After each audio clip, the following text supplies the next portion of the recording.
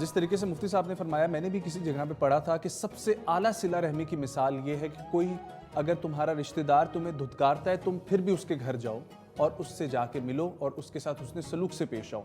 میں نے یہ بات کسی کے سامنے کی، یہ ٹاپک پڑھتے ہوئے کل، تو انہوں نے مجھے بولا یہ بھی تو حدیث ہے کہ ایک مومن بار بار ایک ہی سوراخ سے ڈسا نہیں جاتا۔ تو جب آپ کو ایک طرف سے نظر آ رہا ہے کہ آپ کے ساتھ معاملات اچھے نہیں رکھنا چاہتے، تو آپ کیوں بار بار جا کے پہل کر رہے ہیں؟ نجب، توازن، بیلنس، اور وہ حدیث بالکل اتنی ہی مستند، اتنی ہی درست ہے کہ ایک مومن ایک سوراخ سے بار بار نہیں ڈسا جاتا۔ لازم نہیں، اس کے اوپر ایک اور حدیث بھی ہے کہ کسی نے سرکار سے پوچھا کہ صلہ رحمی کی کم سے کم لمٹ کیا؟ آپ نے فرمایا سلام دعا رکھو، کہ آپ کم از کم اگر آپ اس سے وقتاً فوقتاً صرف سلام دعا ہی رکھیں تو بھی یہ صلہ رحمی کاؤنٹ ہوگی۔ لازم تو نہیں ہے کہ آپ نے اس رشتہ دار کے ساتھ اگر پارٹنرشپ کی ہے، اس نے آپ کو پارٹنرشپ میں کوئی دھوکہ دے دیا ہے، یا اس نے آپ سے کوئی بات کی وعدہ خلافی کی ہے، یا اس نے آپ کے خلاف کچھ ادعائیں میں دوسرے، تو آپ لازم تو نہیں ہے کہ آپ اس کو پھر انہی معاملات میں اسی طرح سے شامل کریں۔ تو وہ جو وزڈم ہے، وہ اس کی حکمت کا تقاضا یہ ہے کہ آپ اپنی طرف سے ایک منیمم لیول آف صلہ رحمی تو رکھ سکتے ہیں، اور نہ بے شک نہیں ضرورت کہ آپ اس کو اسی طرح کے تمام معاملات میں اسی طرح اس کو مداخلت عطا کریں کہ وہ تو آپ ان چیزوں پرانی تجربے سے فائدہ اٹھاتے ہوئے آپ کانشیس ہو سکتے ہیں اس بات سے، آپ کوشش کر سکتے ہیں کہ ان تمام باتوں کا اعادہ نہ کیا جائے، لیکن ایک منیمم لیول آپ کی طرف سے مینٹین ہو سکتا ہے۔ تمام تر جو ہماری شریعت ہے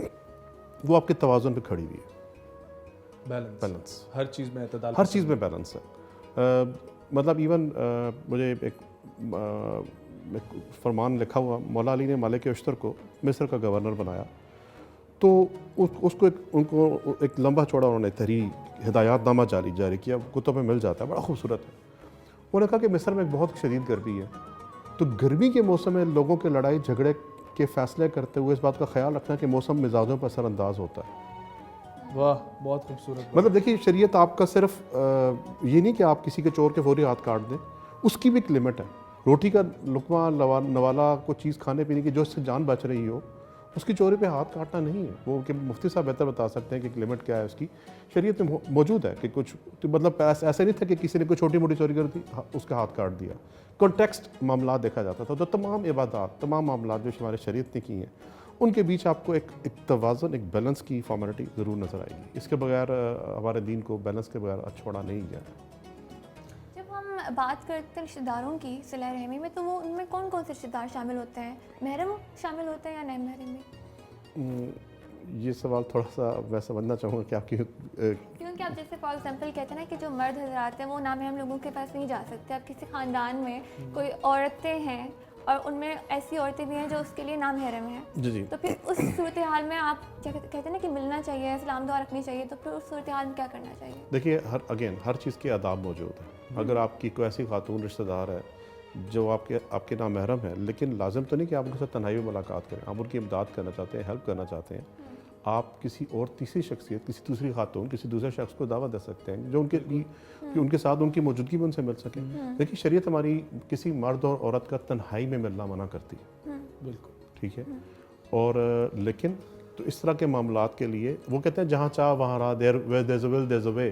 تو جب آپ نے کسی کی، اگر آپ کا مقصد نیتی سے کسی کی ہیلپ کرنی ہے، کسی کی صلہ رحمی کرنی ہے، اور پھر چونکہ جہاں پہ محرم اور نامحرم کا تعلق کا مسئلہ ہے، احتیاط کرنی ضروری ہے کہ آپ وہ حکم زیادہ واجب ہے کہ جب دیکھیے مباح کو واجب کے لیے ترک کر دیا جائے گا، جس چیز کی مباح کے مطلب جو استحباب ہے، جو چیز پسندیدہ ہے، لیکن وہاں پہ واجب ہے کہ آپ نامحرم کے ساتھ تعلق نہ رکھیں، تو واجب کے لیے آپ مباح کو ترک کریں گے۔ جہاں پہ اس کا چیز موجود نہیں ہے، اس طرح سے مثال کے طور پہ یہ تو بڑا کامن سا مسئلہ ہے کہ جہاں پہ اگر نماز کی ٹائم کا قلت موجود ہے اور آپ کے پاس صرف اتنا وقت ہے کہ یا سنت پڑھ لیں یا نفل پڑھ لیں، یا سنت پڑھیں، نفل پڑھیں یا فرائض پڑھیں، تو آپ نفل کو ترک کریں گے، فرائض کر لیں گے۔ اس کی یوں مثال ہے۔ تو جہاں پہ اس طرح کے معاملات ہیں، جہاں پہ خواتین کے ساتھ یا اس طرح کے اور دوسرے معاملات پہ جہاں پہ آپ کو لگتا ہے کہ واجب کی لائن کراس ہو رہی ہے، تو آپ پیچھے ہو جائیے، اس سے احتیاط کر سکتے ہیں۔ اور کوئی اور دوسرا طریقہ، جس طرح میں نے بھی آپ سے شیئر کیا کہ تیسرے شخص کی موجودگی میں آپ اس سے مل سکتے ہیں۔ بالکل۔ Thank you so much sir.